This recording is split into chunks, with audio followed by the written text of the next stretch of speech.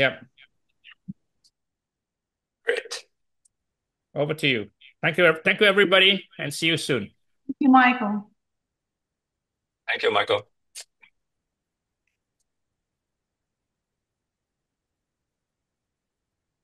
Let's see whether I got it right.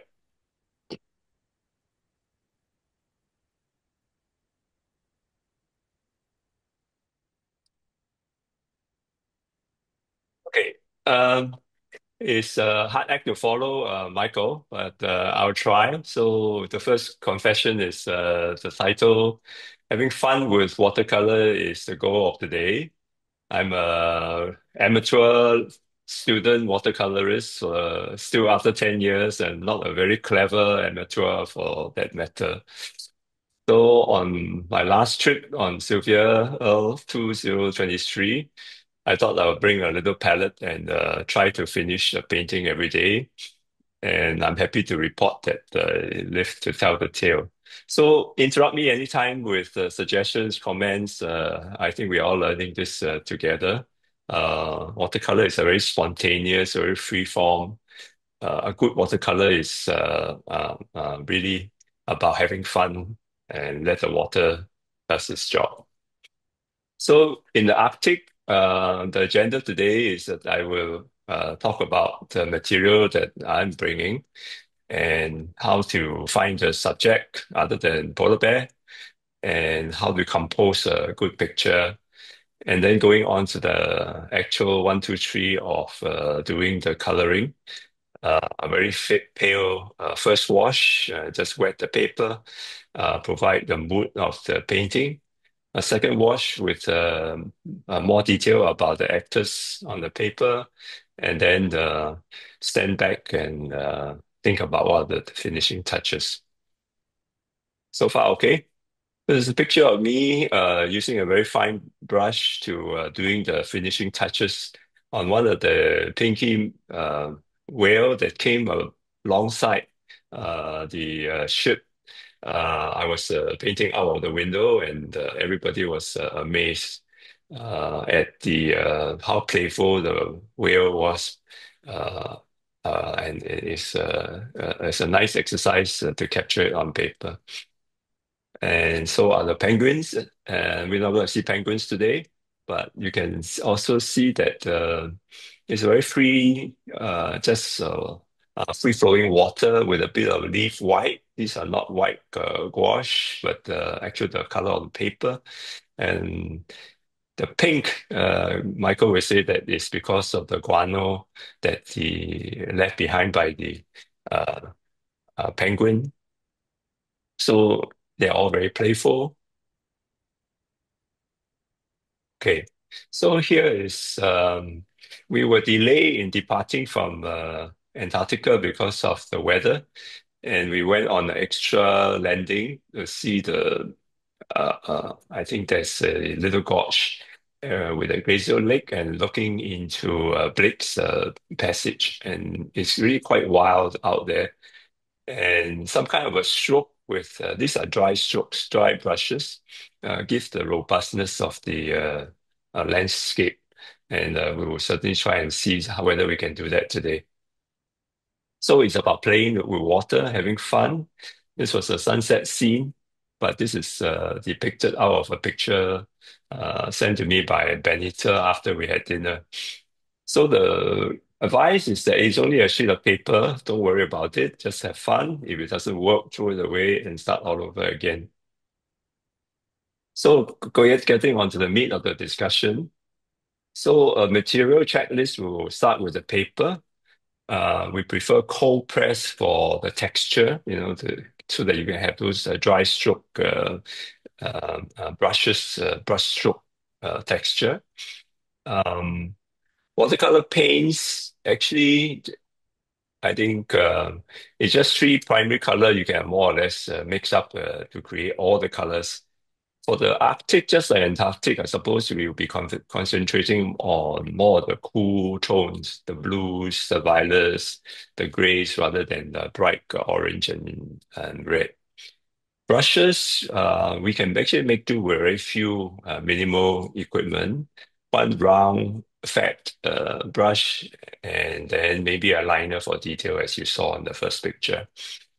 The palette, a water container I'll show you, and you can borrow a cup as the water container from the ship, and make sure that you just clean it up. Anyway, it's water soluble. So paper towel, toilet roll will do, or a sponge for special effects. Masking tape is good and create a clean edge unless you are using a paper block that actually the paper is sealed on the side. You don't need masking tape. And then pencil and eraser for light sketching. Today we're going to use a reference photo from Arctic Glacier, but we can do it uh, on the ship looking outside. Of course, it's the best. Uh, I think real life in 3 dimensions is always better than any reference photo. And finally, a hair dryer. If you're impatient for the color to dry so that you can apply it to the next layer without muddying everything. So what's in my bag on this trip, and the same as what I brought to Antarctica, Arches is a brand from UK, 300-gram cold pressed paper. The rough give us those texture. Actually, usually no larger than A4 size. In fact, the trial set that I used was even smaller than A4. There are some advantages. I'll explain why a smaller paper, a bigger brush gives you a more free watercolor.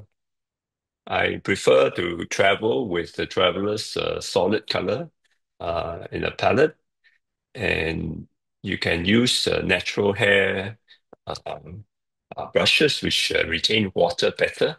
But sometimes nylon with a fine tip will give you better edges.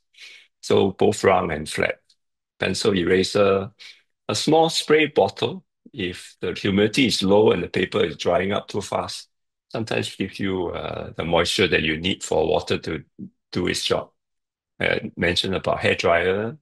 And finally, very important, when you have a proud piece, don't spoil it by spilling coffee over it. So make sure you have a Ziploc bag to protect your treasure.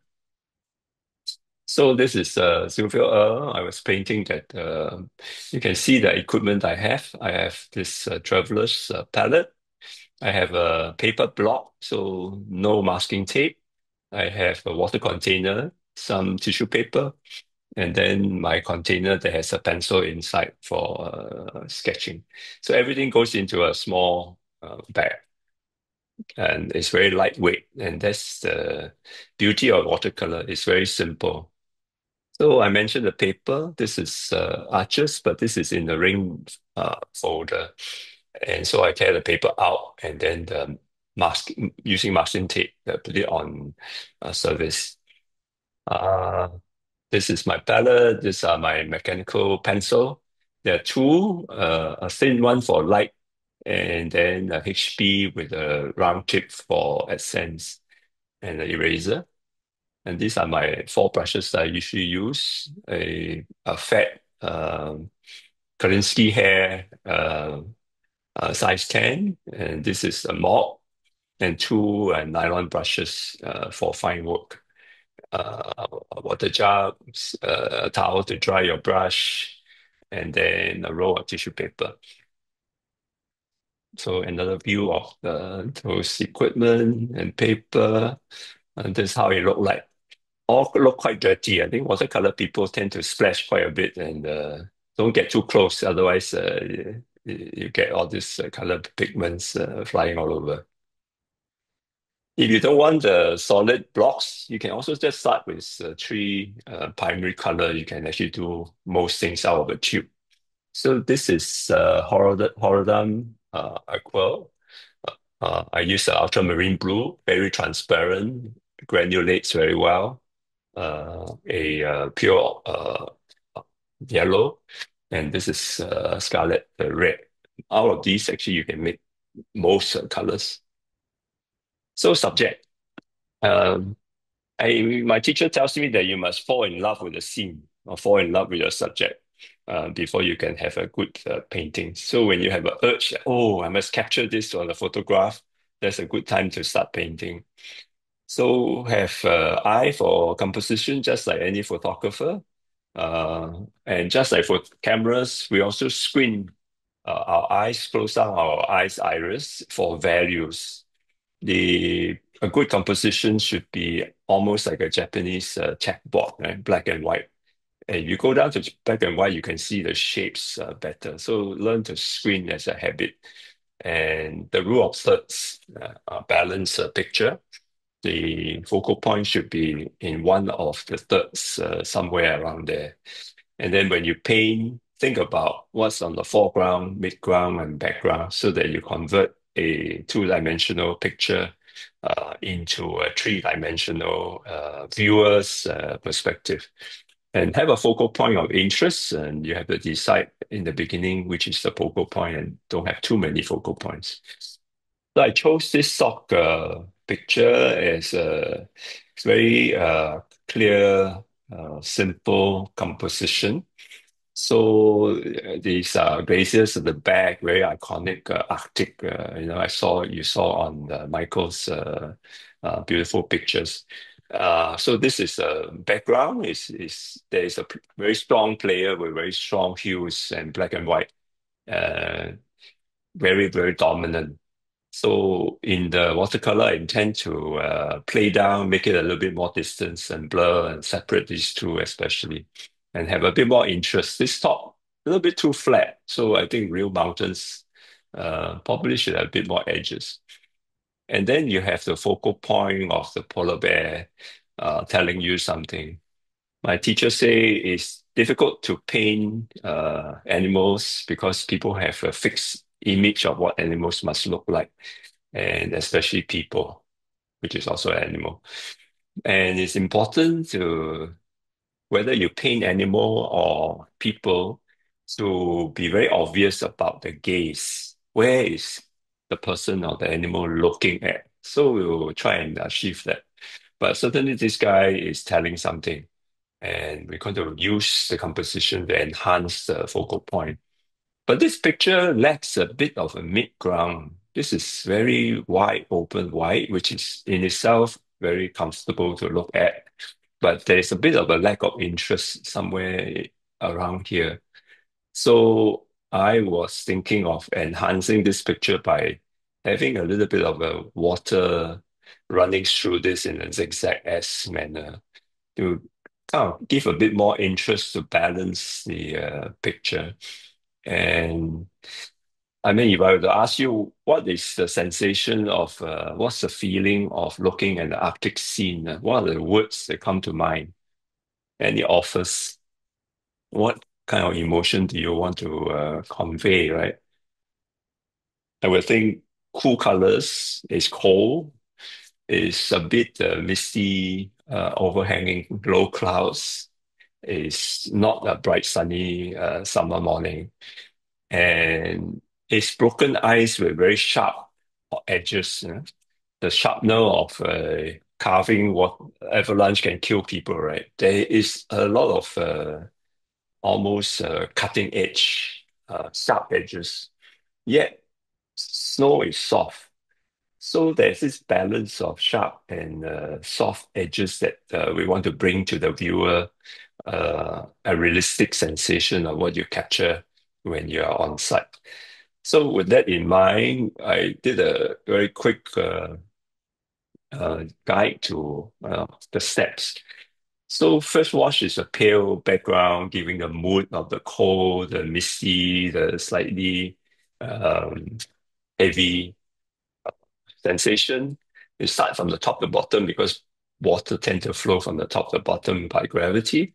Left to right if you're right-hander, because otherwise your hand may actually touch the painted part. So we tend to go left to right and light to dark because you can't erase watercolor more or less. So once you put in the darks, more or less they're permanent, but you can add dark to light. So there's light to that dark.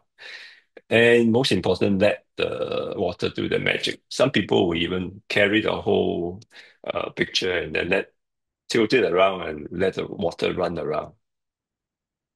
So after the first wash, resist the urge to go and do the details. wait for drying, and then lift up the painting under the light to observe when the sheen starts to fade. Sheen is the reflection of the wetness. But if you put your hand on it, it should still be cool. By the time it is warm, you have lost the part when the golden moment of applying the second wash, because then it is too dry. There's a time if it's too dry to spray some water to recreate the moisture. Um, if you're not certain, then on the unimportant edges near the masking tape, you can use some color to test whether the water is still too wet, where the color will run and mix up with everybody, or too dry when the edges become too sharp. Mushroom is when second application of a paint pigment actually cause a disruption of the first layer, and then the water pushes the pigment everywhere. It's considered a no-no except for special effect in limited fashion. So watercolor is all about a balance of the wetness on the paper and how thick the paint is. If the paint is as from uh, the tube, then it will actually draw water into the paint. So those comes with experience, and I'm still learning. Now, after you've done the first and second wash, it's time to stand back, take a long view, and look at what needs to be removed. You can lift some of the colors out if it's too dark, and then use the dark strokes to link up the actors, the key interest points on the paper, so that the eyes can follow the dark lines. And then find a balance between the left and right, the top and the bottom, the far and the near. And sometimes you have so-called happy mistakes, where you did something unintentionally, it came out very nicely, and wow, that's nice. You have an elation of happy mistakes. But if you don't know when to stop and you try to add to the elation, sometimes you end up with almost instant despair. I wish I didn't do that, because you can't correct it after that. So knowing when to stop is as important as knowing when to add more. So here's the reference picture, and here's what my attempt when I relook at it. What have I done differently from the photograph was that I blur out the distant mountain.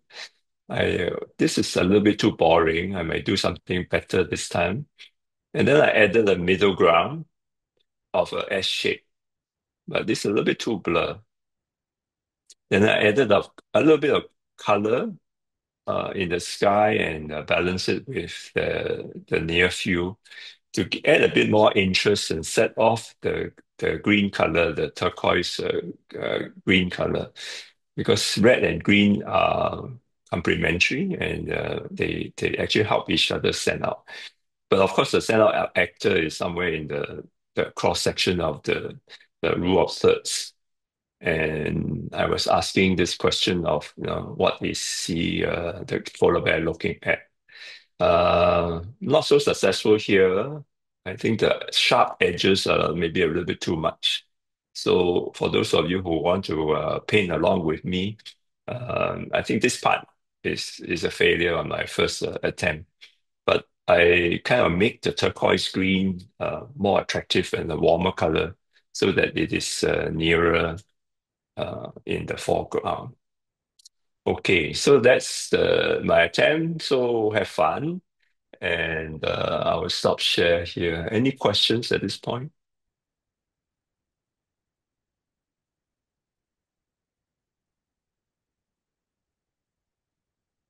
Hey, are you guys still there?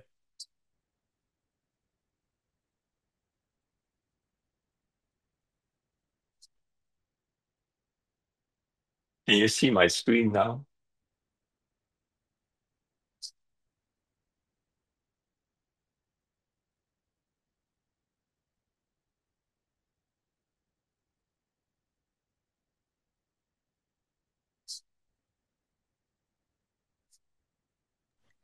Are you seeing what I'm seeing? Yes, we see your screen.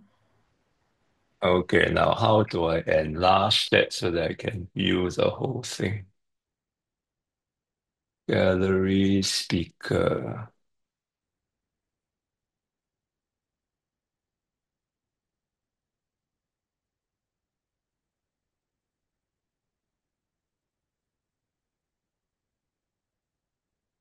Maybe I pin this up. Hello.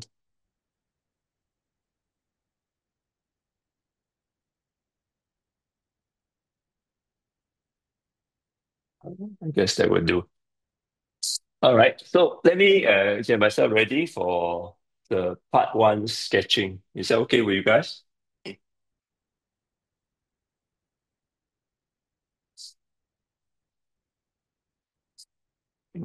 Turn on my reference picture. So can you see my screen with the reference picture and my uh, paper? Yes, Okay. but the So let me camera start. is not capturing the screen, the bottom part of your paper. Okay, that I will do that later. You don't need to see the bottom because I'm starting from the top, right? So I can turn this and then we see the bottom. All right, Okay, it's good. good to go. All right, great. So as I said, the rules of thirds, so we more or less know where the vertical and the third lines are. All right, so very light holding the pen this way, and then from the horizon it's very important to stabilize that we are actually horizontal, and that will be one the anchoring point. Right. So more or less the perspective is very simple. There's a distant mountain with snowstorm that's going to kind of merge into the sky, and then there's a sharp plateau mountain with some very sharp edges here, and then kind of blur it out. And as I said, in the mid-ground, it looks a little bit boring, so I'm going to create a bit of a S shape, maybe water somewhere like that, and then adding up here. And then I have my actor here, very important to, okay, why is this guy going off all the time?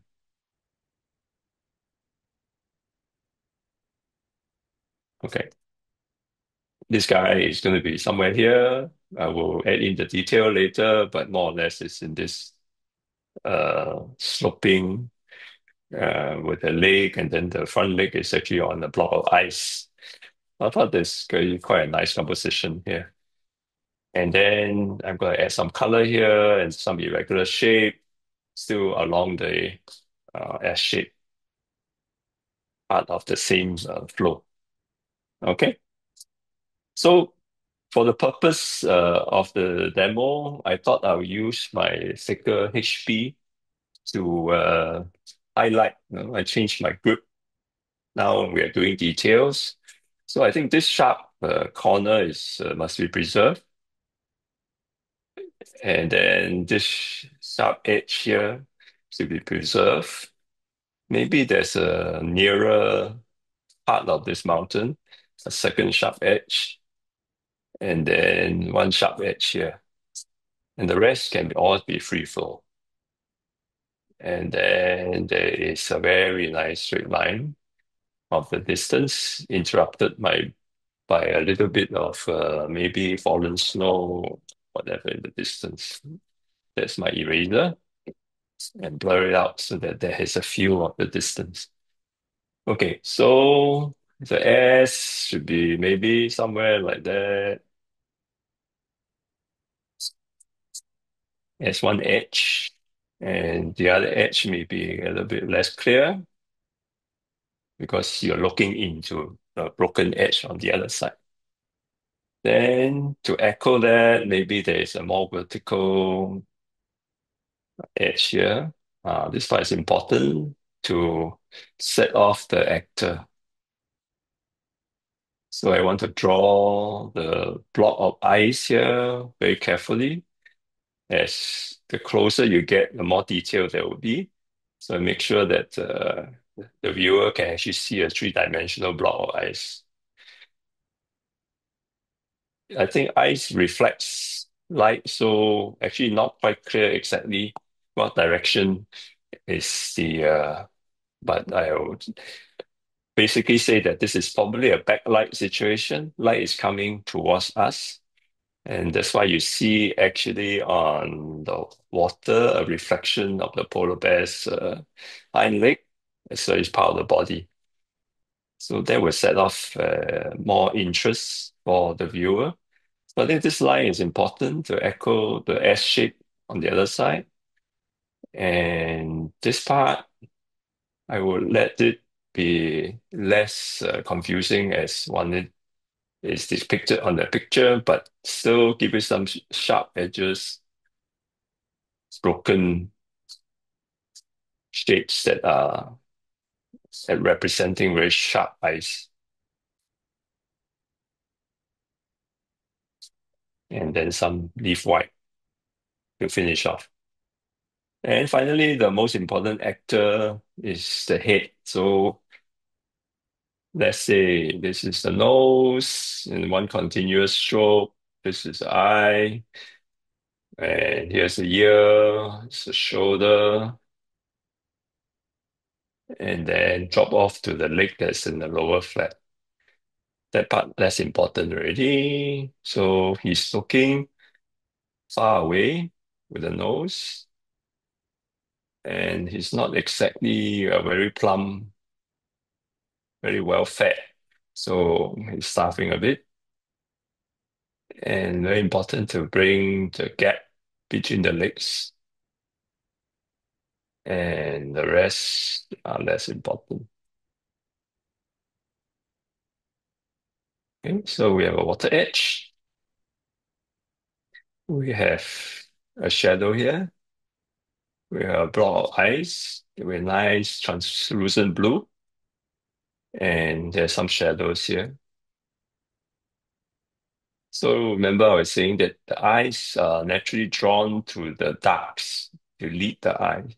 So there's a block of submerged ice here. So my darks will be here, joining here, joining here, and somehow marry with this dark here, and then the distant dark. So that would be my sketch for today. So three steps: setting the main composition, and then adding in the actual limits of where you're going to leave white for the polar bear and the ice. So I'm ready to apply the first wash. Any questions so far? My iPad screen seems to want to go off all the time. I'm going to use my sample picture as a guide instead.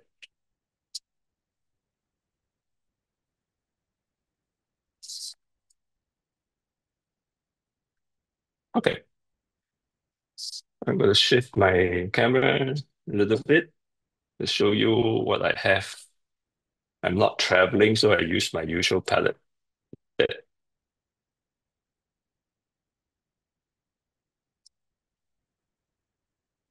Oh, I have a small spray bottle and a more illustrious spray bottle.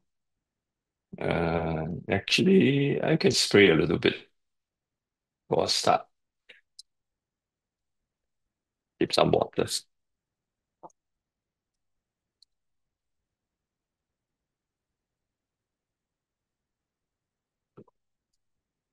So I was mentioning that watercolor is about freedom, right? So having a small paper block actually limit the amount of details that you can paint.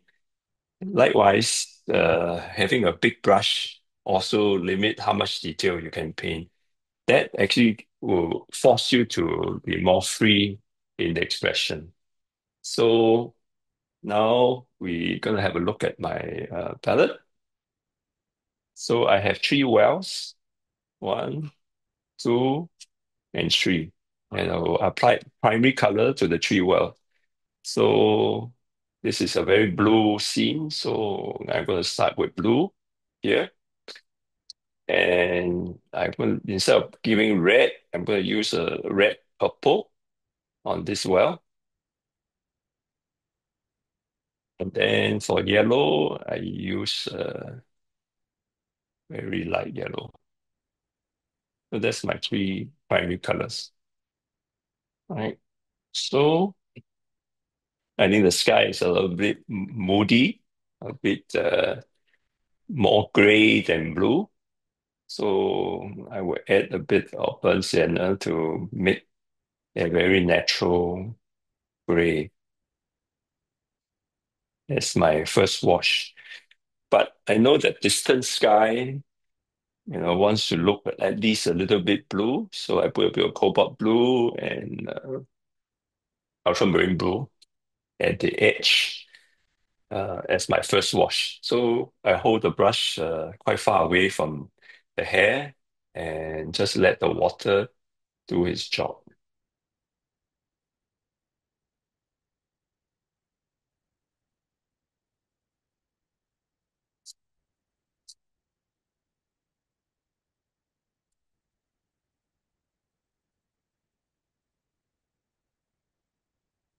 You see the water running down?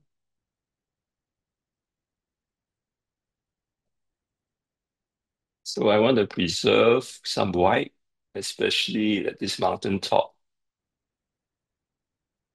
You can see the water, they call it the beat. And the beat is where the watercolor magic is.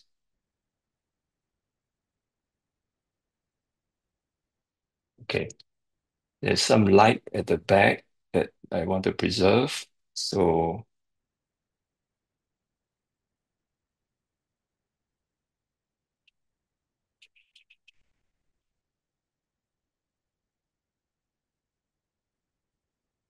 drawing the water down from the beat. So that I'm going to wait for it to dry. Maybe I'll make use of pink a little bit here while it is still wet. This is called wet on wet.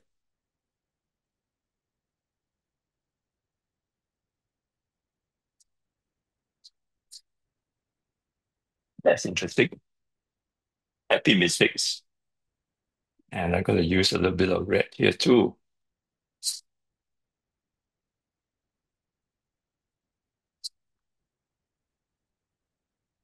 Now I'm going to do more gray, but this time it's more blue on the eyes itself.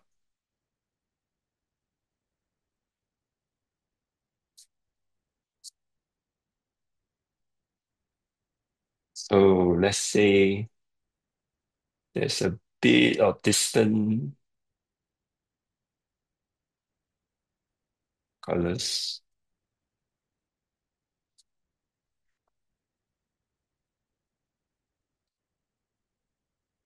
A little bit of mid-ground colors in the water.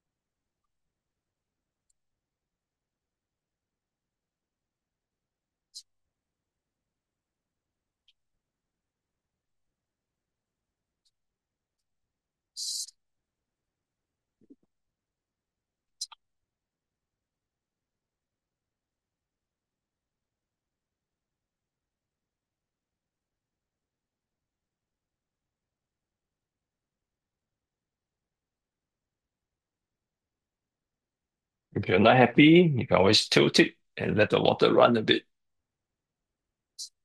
and see what happens.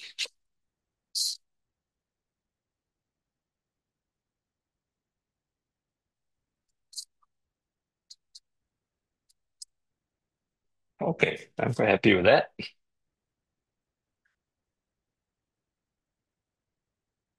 Now I'm going to put the first wash a bit warmer, closer to me. So add a bit of burnt sienna to the blue.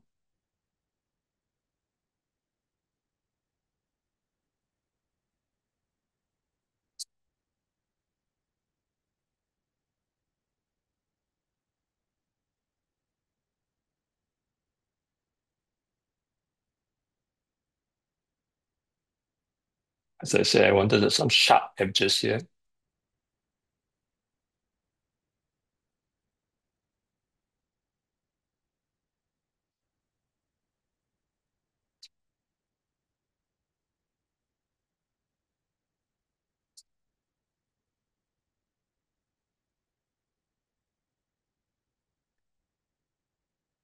See the water run by itself.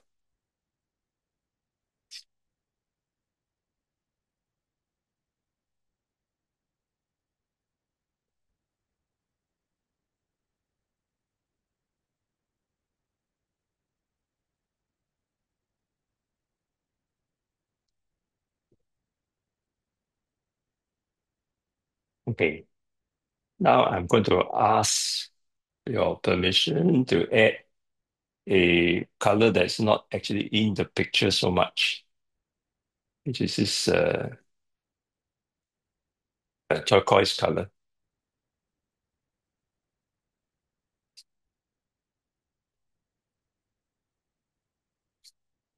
to bring this part up.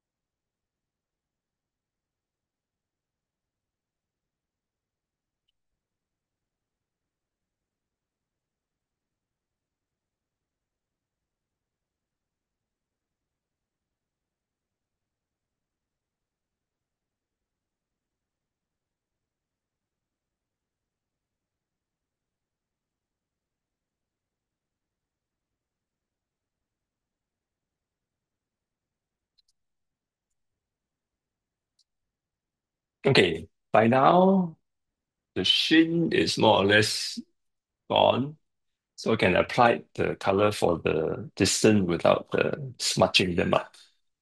So am I going to do the distant mountain with a ultramarine blue and burnt sienna to give the transparent dark.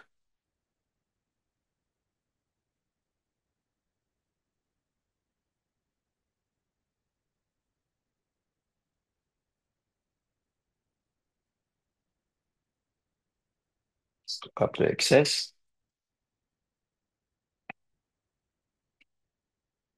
So we do Chinese choreography, so we hold the brush almost in a Chinese choreography style for the details. So this sharp point is the highlight of the picture.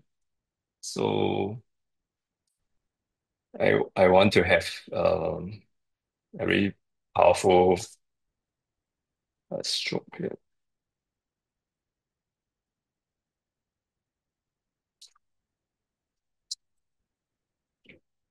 I'm happy with that.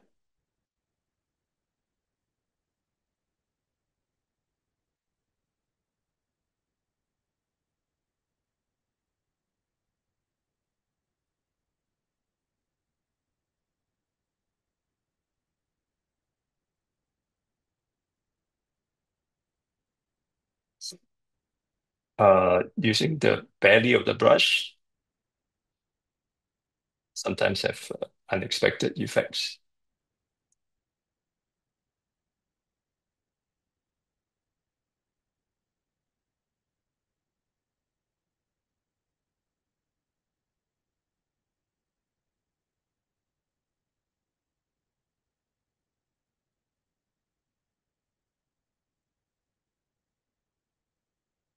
Okay, here I'm gonna blur it out. So I dry my brush and use it as dry brush strokes.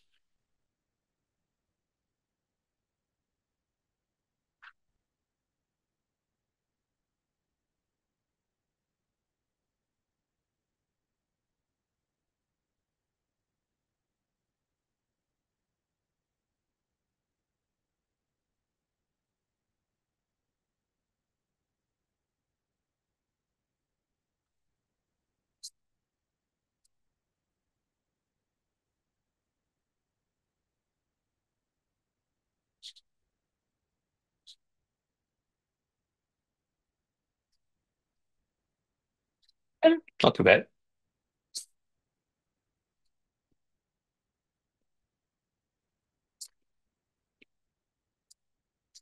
So we observe that the eyes and the sometimes have certain patterns.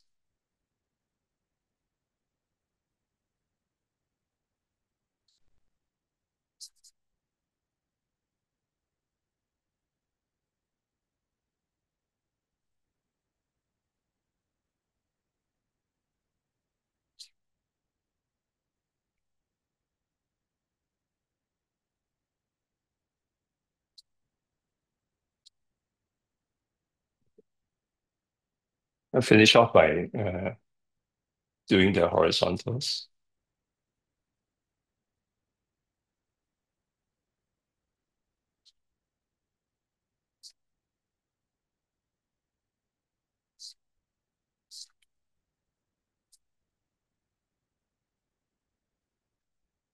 Okay. Now, the distant mountain needs to be a bit more blur, but it's dried out a little bit too much. So I'm going to spray some water.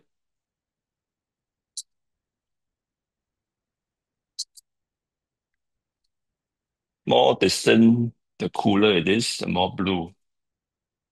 So let me finish this horizontal line.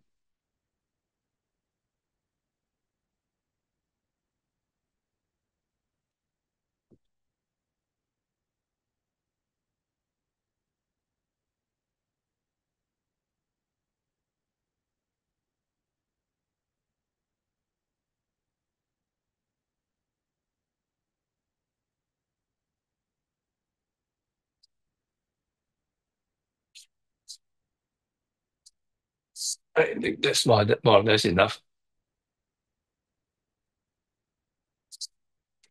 What do you think?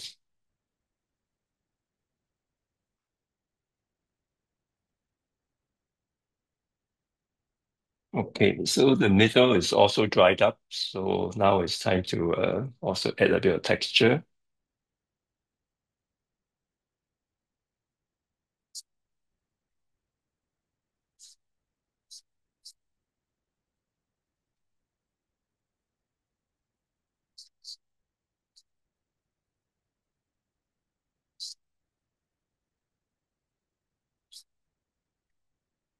Not very happy with that. So too hard. So I use a tissue paper to remove some of the paint.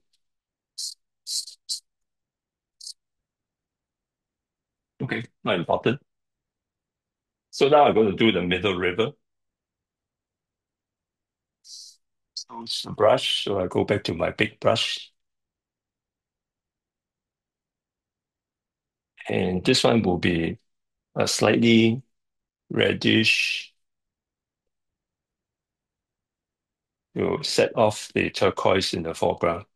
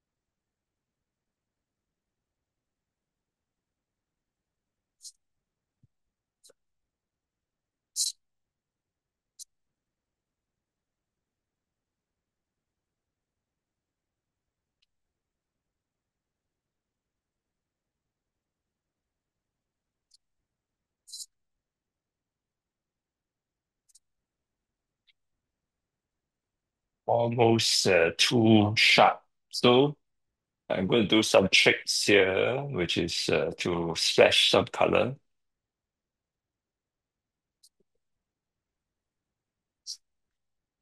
It's called splattering.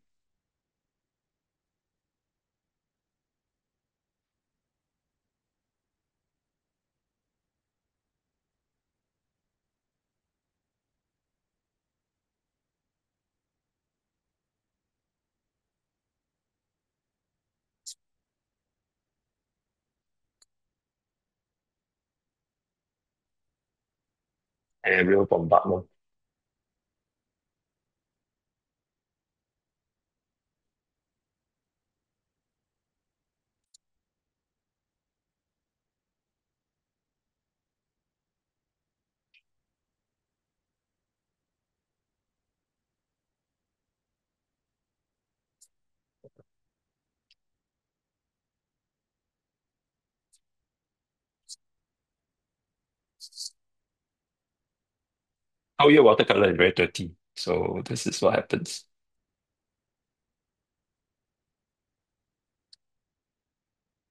Okay, so I'm going to now finish off by doing the front water by giving it the dark continuity and showing the depth that the ice is sitting on the water.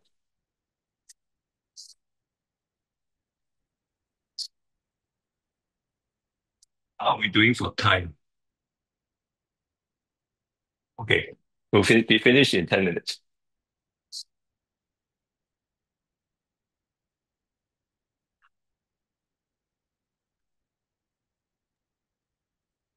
10 minutes, just fine, no problem. Okay, great, Michael. Very quiet. So either all of you have left or We are still here. great. Okay, I'm going to start my uh, dark edges here.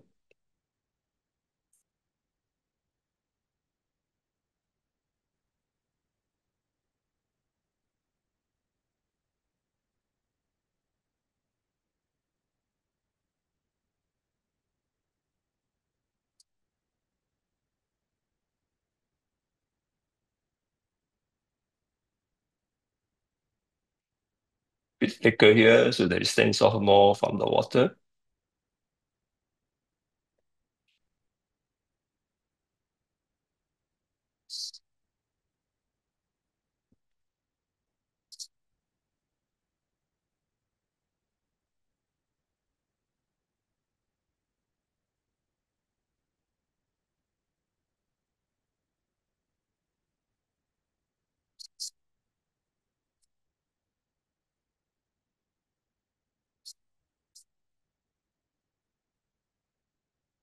A lot darker here to draw the eyes into the picture of the main actor.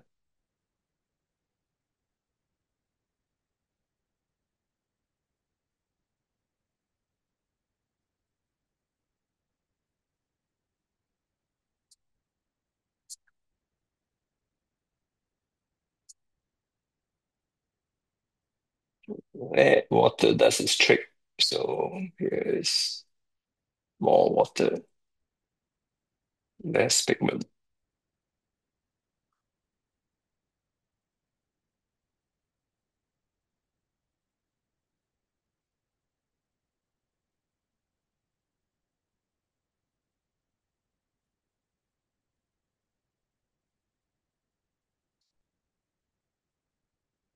So do the shadow as well.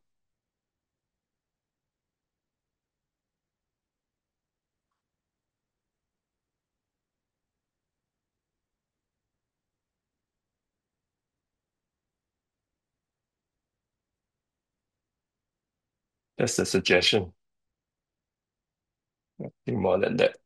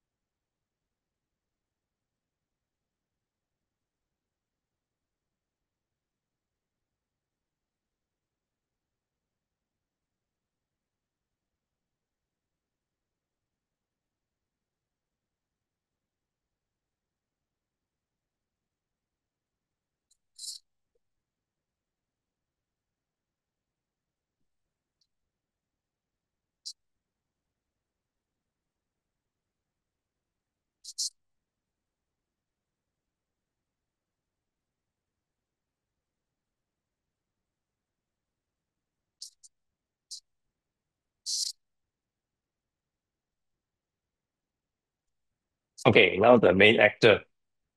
So I'm give it a bit of a yellow base and then add some brown to do the shadows on the bear.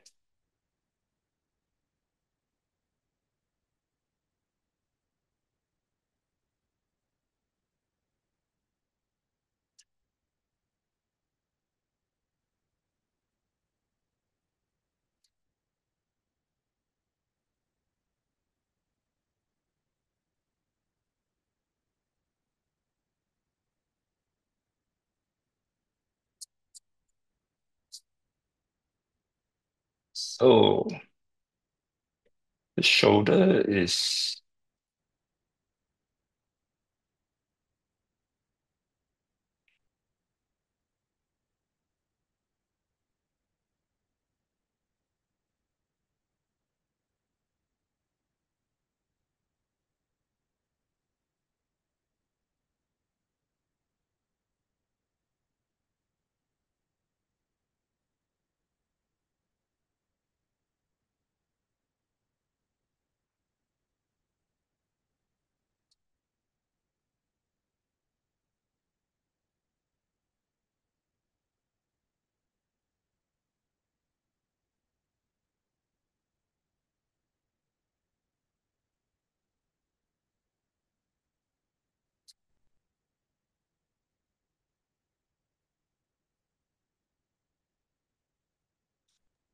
So, Chris, yep. our taskmaster is trying to impose a 1 hour quiet time Mm. every.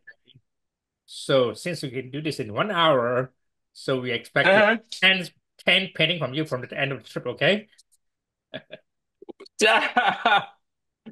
Okay, sure. Yeah, there's 1 hour quiet time every day. So, you make use of the 1 hour to paint. If I'm still alive after the scuba. Of course, you'll be. Or it'll be on narcosis stage, right? Yeah, it'll be Okay, cold. I'm going to dot the I and the nose. Okay, so this is hazardous business. The idea is to And run straight into your shower and put your hand in the basin for 15 minutes in hot water. that's the idea. Yep. Okay, here's the nose.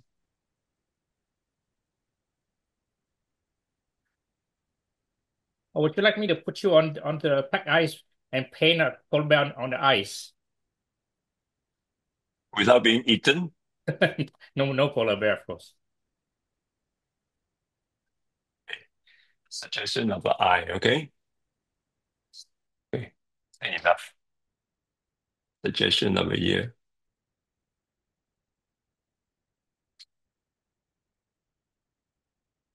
I think that's about enough. And then the claws.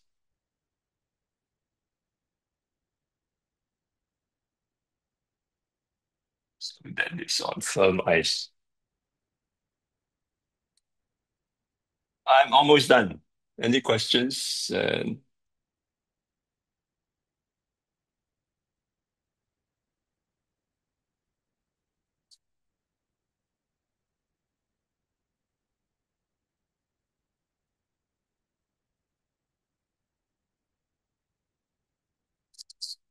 Okay, knowing when to stop. So I will probably use eraser to take off some of the markings on the polar bear and add a few more finishing touches. But as far as I'm concerned, this painting is done. Oh, brilliant. That's fast.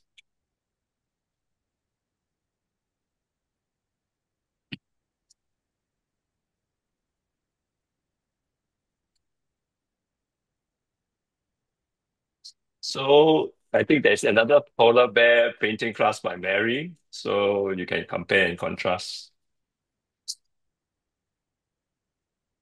So water is still being dry.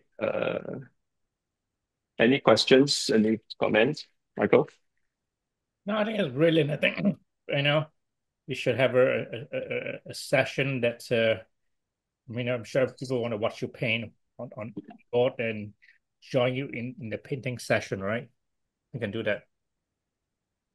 The idea is have you paint, on the outside of the ship. It may be cold, but and maybe even put you if there's a landing, as you put you, that you paint while you're on land as well.